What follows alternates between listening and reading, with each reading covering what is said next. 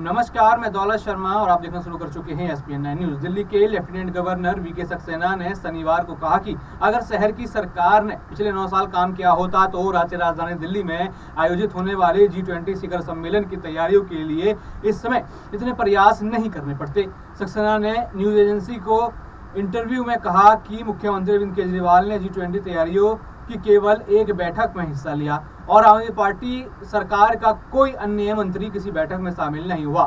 सौंदर्यीकरण के तहत पालम हाईवे अड्डे के टेक्निकल एरिया में लगाए गए शिवलिंग की आकृति के फव्वारे को लेकर आप नेताओं की आलोचना का जवाब देते हुए सक्सेना ने कहा कि यदि उन्हें किसी कलाकृति में ईश्वर नजर आता है तो ये अच्छी बात है। शहर में शिखर सम्मेलन में संबंधित परियोजनाओं का निरीक्षण करने के लिए दिल्ली के मंत्री क्षेत्रीय दौरे कर रहे हैं और भाजपा केजरीवाल सरकार पर इस समारोह से पहले केंद्र की तरफ से किए गए कार्यों का श्रेय लेने का आरोप लगा रही है।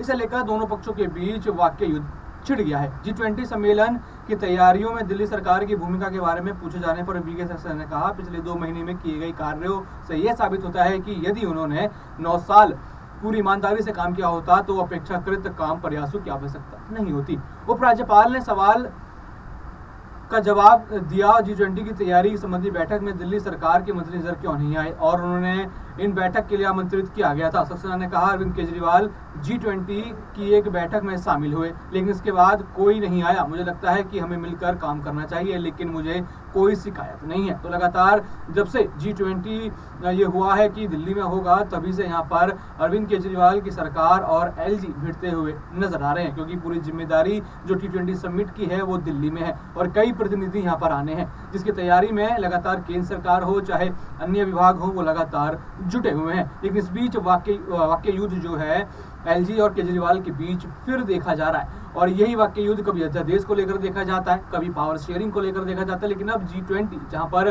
देश की बात हो रही है वहां पर भी अरविंद केजरीवाल और LG लड़ते हुए दिखाई दे रहे हैं। और भी ऐसी खबरें जानने के लिए देखते रहिए SPN9 न्यूज। धन्यवाद।